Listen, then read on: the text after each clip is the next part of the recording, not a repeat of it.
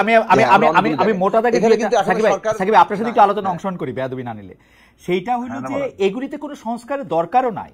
যেমন শেখ হাসিনার ক্ষেত্রে আমি গণমাধ্যমের কথাটা প্রথম বলি। শেখ হাসিনার ক্ষেত্রে শেখ হাসিনা কুকিগত করে রাখছিল অনেকগুলি টেলিভিশন, সেগুলিকে কাউরে লোভ দেখায়, অনেকগুলি পত্রিকা সেগুলি কাউরে লোভ দেখায়, কাউরে ভয় দেখায়।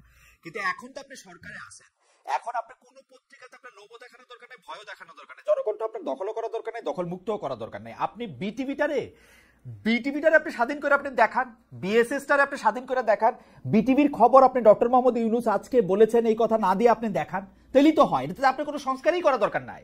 আপনি একজন হেড অফ নিউজ বিটিভিতে নিয়োগ দেন, যে একটা খবর দিবে, যে এই খবরটা ডক্টর মোহাম্মদ ইউনূস ছাড়া অন্য কিছু দিয়ে শুরু হবে।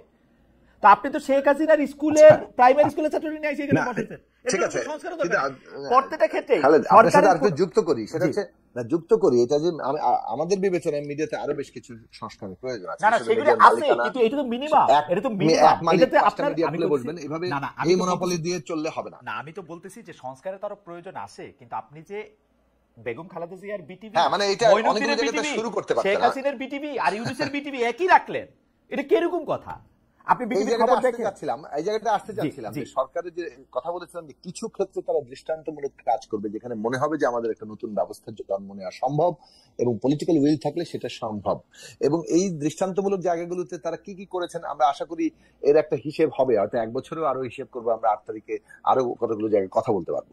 কিন্তু যে জায়গায় আমি বলতে চাইছি যে সরকার কোন কোন জায়গায় ধরেন মানে সরকারকে আমরা অসন্তুষ্ট অথবা জনগণের মধ্যে অসন্তোষ আছে, সেটা হচ্ছে শহীদের তালিকা এবং তাদেরকে রাষ্ট্রীয় মর্যাদা এই 5 তারিখে দেওয়া হলো। যদিও আজকে একটা সংবর্ধনা দেওয়া হয়েছে বিভিন্ন জেলায় জেলায়, কিন্তু রাষ্ট্রীয় মর্যাদা এবং তালিকা পূর্ণ করা এটা কিন্তু এই 1600 শহীদের কিংবা 2000-এর নিচে আজকে ঘোষণাপত্র উল্লেখ করা হচ্ছে প্রায় 2000। তার মানে এই সংখ্যাটা কিন্তু যা, তাতে এটা সরকারের যে হাত এবং ক্ষমতা এবং তার যে লোকবল, তাতে এটা অসম্ভব কিছু ছিল না। আমাদের মনে হয় যে এখানে সরকারকে এই ব্যাখ্যা দিতে হবে। তারপরে ধরুন বিচারের প্রশ্নেও কিন্তু যেটা আমি আগেই বলেছি যে প্রয়োজনীয় ট্রাইব্যুনাল এবং ইত্যাদি, প্রত্যেকটা মামলা হওয়া, তদন্ত, চার্জশিট, এগুলোর জন্য যে লোকবল দরকার সেটা এঙ্গেজ করাটাই কিন্তু আমাদের দরকার। কারণ এই ক্ষোভ আমরা বারে বারে যদি শুনতে পাই তখন আমার মনে হয় যে মানে এইটা একটা খুবই বেদনাদায়ক পরিস্থিতির সৃষ্টি করে।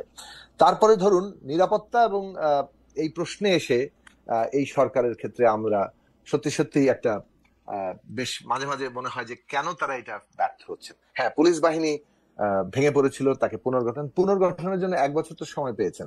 সেই ক্ষেত্রে আপনাদের জবাবদিহিতার জায়গাটা যদি প্রতিষ্ঠা না করা যায়, ধরুন একটা উদাহরণ দিই যে লালবাগে পুলিশের থানার পাশে খুব অল্প দূরত্বে কিন্তু একজনকে এইভাবে নৃশংসভাবে হত্যা করা হলো। তো পুলিশের সেখানে যে কর্মকর্তারা ছিলেন তারা কি এটার জন্য অ্যাকাউন্টেবল হয়েছেন? তাদেরকে কি কোনো জবাবদিহি করা হয়েছে? তাদেরকে কি মানে কোন রকম শাস্তিমূলক কোন বিভাগীয় ব্যবস্থা নেওয়া হয়েছে? সেইগুলো জায়গাটা না হলে সবাই মনে করতে পারবেন আমি তো অপরিহার্য, কিছু না করলেও চলে, এবং সবকিছু একটা পুলিশ বাহিনী মানে ভঙ্গুর, পুলিশ বাহিনী কাজ করছে না, এই কথা বলে যদি আমরা বছর পার করি এভরিথিং জাস্টিফাইড হয়। শুধু তাই না, আপনি রাষ্ট্রের মানে যাকে বলে ফিলসফির দিক থেকে রাষ্ট্র ধারণাই ন্যায় বিচারের সাথে ওতপ্রোতভাবে যুক্ত। রাষ্ট্র যদি ন্যায় বিচার দিতে না পারে সেই রাষ্ট্র টিকবে না। শেখ হাসিনা তার রাষ্ট্র ফেল করেছে কেন? কারণ হচ্ছে যে সে ন্যায় বিচার জায়গা থেকে সরে গিয়ে অত্যাচারকে তার ভিত্তি করেছিল। এখন আপনি মব আক্রমণকে যদি একটা মানে এটাকে যদি অ্যালাউ করেন অথবা এটাকে নানাভাবে আপনি মানে প্রচ্ছন্ন ভাবে হলো সমর্থন দেন, তাহলে যেটা হবে যে এটা তো এইটাই পদ্ধতি হিসেবে ছড়িয়ে পড়বে, তখন রাষ্ট্র বলে কিছু থাকবে না। রাষ্ট্রকে এনফোর্স করতে হলে, তাকে উপস্থিত হতে হলে জনগণের স্বার্থে, তখন কিন্তু জবাবদিহির প্রশ্নটা থাকে। এই সরকারের কাছ থেকে প্রতিটি কর্মকর্তার যে জবাবদিহির জায়গাটা আমরা দেখেছিলাম সেটা হয়নি। উল্টো বলবো, পুরনো বন্দোবস্ত, নিয়োগ, বদলি, পদোন্নতি, অথবা এই যে সারা দেশময় ছড়িয়ে ছিটিয়ে থাকা ক্ষমতা ব্যবহার করে পেট্রন ক্লায়েন্ট রিলেশনশিপ, আমি একদিন আপনার সাথে আলোচনা করেছিলাম যে এর উপর ভিত্তি করে কিভাবে বখরাজীবী মানে কাঠামোটা দাঁড়িয়ে আছে, এইটা তো বদল হয়নি। উল্টো পুরনো দল, বড় দল, মানে এখন তো চাঁদাবাজের তালিকায় বিএনপির নাম, জামাতের নাম আসছে, আমরা রাজশাহীর তালিকায় দেখলাম।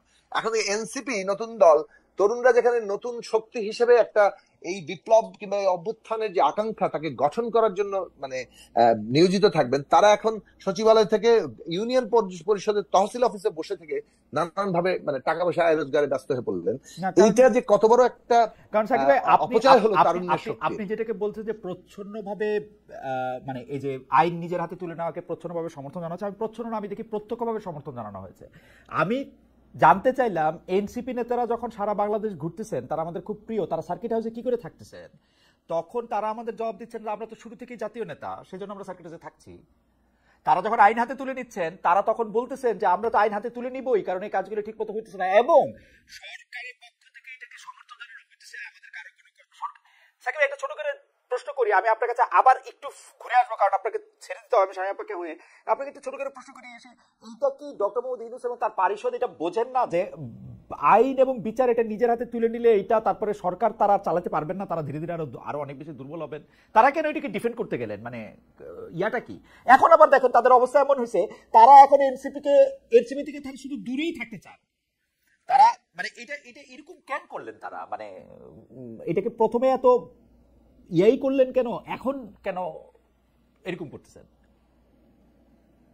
এখন ধরুন এর বিচার বিশ্লেষণ করতে গেলে একটু সময় সাপেক্ষ ব্যাপার, আপনারই কম সময়ের মধ্যে হবে না। মানে গোনার সময়ে যদি 5 থেকে 8 তারিখ কিংবা তার পরবর্তী মানে অব্যবহিত কয়েকদিনে, ধরুন আপনার তো এই বিষয়ে আপনার জানা আছে, আপনিও পড়াশোনা করেছেন, যে আমরা ইতিহাস জানি যে কোনো অভ্যুত্থান কিংবা বিপ্লবী পরিবর্তনের সময় খুব গুরুত্বপূর্ণ। যে কাজটা আপনি তখন মানে আজকে করতে পারেন, ওই কাজটা হয়তো আপনি কালকে নাও করতে পারতে পারেন। ফলে ওই যে মানে 5, 6, 7, 8 সরকার গঠন, আমাদের পলিটিক্যাল ডিরেকশন কি হবে, আমরা কোন কোন কাজগুলো কিভাবে করব, কোন প্রতিষ্ঠান বদলাবো, কোন প্রতিষ্ঠান দাঁড়াবো, তারপরে অনেক তর্ক উঠেছে না, সংবিধান, রাষ্ট্রপতি, তারপরে এটা সেটা বহু কিছু নিয়ে কিন্তু হয়েছে। কিন্তু আমরা যে সময় এই পুরো ডিরেকশন ঠিক করার কথা, পলিটিক্যাল পার্টিগুলোর যেহেতু এটা একটা একক শক্তি নিয়ন্ত্রণ করছে না, নির্ধারক শক্তি হয়ে ওঠে নাই, সেহেতু কালেকটিভ হচ্ছে এখানে কালেকটিভ মানে আপনাকে কনসেনসাসের উপর দাঁড়িয়ে কাজটা করতে হবে। সেই জায়গা থেকে আমাদের কনসেনসাস কি, পলিটিক্যাল ডিরেকশনের কনসেনসাস কি, সেই জায়গাগুলো ঠিক করা দরকার ছিল। তাহলে হয়তো এই সরকার আরো অনেক বেশি ডিসাইসিভলি কাজ করতে পারতো। তাদের মধ্যে যে দোদুল্যমানতা দেখি, দৃঢ়তার অভাব দেখি, এবং আমলাতন্ত্রের কাছে মানে যাকে বলে যে হেরে যাওয়া কিংবা তাদের তাদের তাদের জোয়ালে বন্দী হয়ে যাওয়া দেখি, অর্থাৎ পুরনো বন্দোবস্ত, মানে আমলাতন্ত্রকে আমি মানে বলছি তারা যেহেতু পুরনো বন্দোবস্তেই চলছেন এবং সেইটার কাছেই তারা একভাবে তাদের জোয়ালে আটকে যাচ্ছেন আমাদের উপদেষ্টারা, তার মানে হচ্ছে যে এটাকে অতিক্রম করার জন্য তাদের একটা শক্তি দরকার ছিল, যে শক্তি অভ্যুত্থান তাদের দিয়েছে, কিন্তু রাজনৈতিক দল অথবা প্রতিনিধিত্বের সাথে যথেষ্ট যোগাযোগের অভাবের কারণেই তারা সেই শক্তির প্রয়োগ ঘটাতে পারছেন না। এইটা আমি মনে করি পলিটিক্যাল ডিসিশন হিসেবে একটা তাদের ফেইলিয়ার হয়েছে। এইটা হচ্ছে এখনো, এটাকে কাটিয়ে ওঠা তাদের দরকার ছিল। তারা যদি এটা কাটিয়ে উঠতে পারেন এখনো, তারা আগামী 6 মাস, যেমন ধরেন সবচেয়ে গুরুত্বপূর্ণ বিষয় আসবে, নির্বাচনের তো একটা সময়সীমা ঘোষিত হয়ে গেল, এখন তফসিল ঘোষণায় সুনির্দিষ্ট তারিখ আসবে আমরা জানি, ধরেন 15 ফেব্রুয়ারির মধ্যে, 10 ফেব্রুয়ারির মধ্যে এটা আসবে। রোজার আগে যদি বলেন তাহলে রোজার 1 সপ্তাহ আগে যদি ধরি আমরা 10, 11, 12 এরকম, এরপরে যাওয়া যাবে না। আপনি তো নির্বাচনের পরিবেশটাকে ঠিক মতো হবে, এটা খুব গুরুত্বপূর্ণ প্রশ্ন। আইন শৃঙ্খলা পরিস্থিতি, পুলিশ প্রশাসন সংস্কার না করে এই নির্বাচনের পরিবেশটা কিভাবে তৈরি হবে, সেই কথা কিন্তু আওয়াজটা আমাদের এখন তুলতে হবে। তাহলে এই পুরো জায়গাটাতে সরকারের যে করণীয় জায়গা, সেখানে তাদের যে দৃঢ়তা দেখা দরকার। আমি আপনার কাছে নির্বাচনের পরিবেশ, আর আপনি যেটা বললেন যে একটা লাইন বললে শেষ করি, বিভাগে ছিলেন যারা তাদের একটা অংশ একটা রাজনৈতিক দল করেছে, পুরোটাই না কিন্তু, এবং আগে আমি সেটা নিয়ে বলেছি, কিন্তু তাদের এই অংশ হয়তো তাদের জীবনের নিরাপত্তা নিশ্চিত রাষ্ট্রের দেখার দায়িত্ব আছে, সেটা খুবই গুরুত্বপূর্ণ, এবং তাদের জীবনের নিরাপত্তা, তাদের উপর যাতে কোনো হামলা না হয় সেগুলো তাদের দেখতে হবে। কিন্তু এইটাই তো আমাদের প্রশ্ন, যে আমরা এটা বলেছিলাম এনসিপি গঠনের আগেই বলেছিলাম যে আপনাদের উচিত হবে মানে এই ক্ষমতা থেকে বেরিয়ে গিয়ে আপনারা রাজনৈতিক দল গঠন করে জনগণের কাছে যান। এটা আমরা মনে করি যে এভাবেই জনগণের সত্যিকার স্বার্থে একটি দল গড়ে ওঠে, এবং তরুণদের কাছে আমরা সেটা আরো বেশি প্রত্যাশা করি, এবং তাতে বাংলাদেশের আরো বেশি ইতিবাচক জায়গা হয়তো তৈরি হতো। কিন্তু ক্ষমতায় থাকার ফলে কিংবা ক্ষমতার কোনো না কোনো ক্ষমতাকে ব্যবহার করার ক্ষমতা তাদের আছে, যেভাবে হোক ক্ষমতায় থাকা না থাকা থেকে তারা নানানভাবে ব্যাখ্যা করতে পারেন, সেই তর্কে আমি ঢুকছি না, কিন্তু ক্ষমতাকে ব্যবহার করতে পারেন ছাত্ররা। সেই যে জায়গাটা তৈরি হয়েছে, ওইটা তাদেরকে ক্রমাগত বিপ্লবীদেরকে পুরনো বন্দোবস্তে ঢুকিয়ে ফেলেছে। ওই যে বললাম তহসিল অফিস থেকে শুরু সেক্রেটারিয়েট পর্যন্ত তারা ঢুকে গেছেন ক্ষমতার এই খেলার মধ্যে। এইটা খুবই বিপ্লবের শক্তির একটা অপচয় হচ্ছে। আমরা এখনো আশাবাদী, আমি তরুণদের উপর আশা রাখতে চাই, কারণ আশা না রাখলে আমরা মনে করি যে তরুণরা যে এই 24-এর অভ্যুত্থান করতে পেরেছেন, তারাও এই অবস্থাও হয়তো বদল করতে পারবেন, এবং সেই আশাটা রেখেই শেষ করতে চাই। কিন্তু লক্ষণগুলো খুবই মানে নেতিবাচক, এবং মনে হয় যে পুরনো লক্ষণ নিয়ে আপনার কাছে আমি আবার আসবো, সেটা হচ্ছে নির্বাচনের পরিবেশ নিয়ে ছোট করে একটু কথা বলতে। শামীম বাবা, আপনি যদি আমাদেরকে এই পর্যায়ে, কারণ সাকিব ভাইকে আমাদের ছেড়ে দিতে হবে, আপনি যদি আমাদের একটু শুরু করে বলতেন যে ডক্টর মোহাম্মদ ইউনূস এসে প্রথমেই যে বললেন যে ছাত্ররা তাকে নিয়োগ দিয়েছেন, এইটা এইসব ঝামেলার মূলে কিনা, কেউ কেউ বলতেছেন এইটা এই ঝামেলার মূলে ডক্টর মোহাম্মদ ইউনূসই এমন একটা অবস্থা তৈরি করেছে যে উই আর দে, এইটা আপনি ওইরকম দেখেন কিনা? আচ্ছা, একটা খুব ভালো প্রশ্ন। দেখেন, আমি ব্যক্তিগতভাবে অনেকবার এই কথাটা চিন্তা করেছি, যে একটা হলো যে উনি বলে ফেলেছেন যে ছাত্ররা উনাকে বসিয়েছেন। হ্যাঁ, এটা গেল একটা। আরেকটা হলো, দেখেন আমরা কিন্তু ছাত্রদের যে নেতৃত্ব সেটা কিন্তু আমরা মেনে নিয়েছিলাম। হ্যাঁ, এবং তারা একটা পথ কিন্তু তৈরি করতে পেরেছিল, এবং তাদের নেতৃত্বেই কিন্তু জনসাধারণ একটি কাতারে এসে দাঁড়িয়েছিল। হ্যাঁ, আহ, তো সেই জায়গা থেকে আমার মনে হয়েছে যে এই ছাত্ররা যদি ক্ষমতায় চলে না গিয়ে, একটা হলো ক্ষমতায় চলে গিয়ে তারা বৈষম্য তৈরি করেছে। হ্যাঁ, দেখেন যে তারা যখন ক্ষমতায় চলে গেল, তাদের সঙ্গে তো শুধু যে কয়জন ক্ষমতায় গিয়েছে বা যে কয়জন সমন্বয়ক তারা তো ছিল না। হ্যাঁ, তাদের সঙ্গে ছিল আরো অনেক পাবলিক বিশ্ববিদ্যালয়, প্রাইভেট বিশ্ববিদ্যালয়। হ্যাঁ, সেখানে ছিল নারী শিক্ষার্থীরা, ছিল জনসাধারণ। হ্যাঁ, কেউই কিন্তু বুঝলো না, তারা কিন্তু চলে গেল কি ক্ষমতায়, তাদেরকে বসিয়ে দেওয়া হলো, তারা ক্ষমতায় চলে গেল। এটা হলো একটা আমার কাছে ভুল মনে হয়েছে। দ্বিতীয়ত হলো যে এই যে যারা ক্ষমতায় চলে গেল, তারা ক্ষমতায় না গিয়ে যদি রাস্তায় থাকতো, এক হইলো যে তারা অনেক বেশি গ্রহণযোগ্যতা পেত। আর আমার আর যেটা মনে হয়েছে যে তারা যদি জনগণের পালসটা বুঝতে পারতো এবং জনগণের সাথে থেকে যদি তারা কাজ করতো, আমার মনে হয় যে তারা অনেক বেশি আপনি আমাদের একটা প্রতিপক্ষ হিসেবে। আপনি আমাদেরকে 2টা মিনিট দেন, আপনি এই 2টা পয়েন্ট একটু ইলাবোরেট করেন যে জনগণের পালস বলতে আপনি আসলে কি বুঝাতে চাচ্ছেন। কিন্তু আমরা একটু সাকিব ভাইকে শুনি, উনাকে ছেড়ে দিতে হবে। আমরা একটু শুনি যে নির্বাচনের পরিবেশ নিয়ে আপনার আসলে পর্যবেক্ষণ কি, কোনটা আপনি সবচেয়ে বেশি আশঙ্কাজনক মনে করছেন, আপনার জায়গাটা একটু শুনে রাখি যে নির্বাচনের পরিবেশ না আপনার আশঙ্কাটা কোথায় আসলে। আর্মি, সরকার নিজেরা মারামারি করবে, বিএনপি আর জামাত মিলে মারামারি করবে, আপনারা এনসিপি কে ধরে মান দিবেন, মানে কি হবে আসলে, মানে নির্বাচনে মানে নির্বাচনের পরিবেশটা হচ্ছে এটাই যে মানে শক্তি যাই হোক না কেন, প্রত্যেকেই যাতে মানে স্বাধীনভাবে তার প্রচার প্রচারণা চালাতে পারেন, জনগণ যাতে স্বাধীনভাবে ভোট দিতে পারেন, কেউ কারোর উপর জবরদস্তি করতে না পারে, সেই জায়গাটা মেনটেন করতে হবে কিন্তু সরকারকে। পুলিশ প্রশাসন, নানান সেনাবাহিনীও থাকবে, এবং এখানে মানে এই প্রতিষ্ঠানগুলো যদি ঠিকঠাক মতো কাজ করে তাহলে কেউ এটা করতে পারবে না।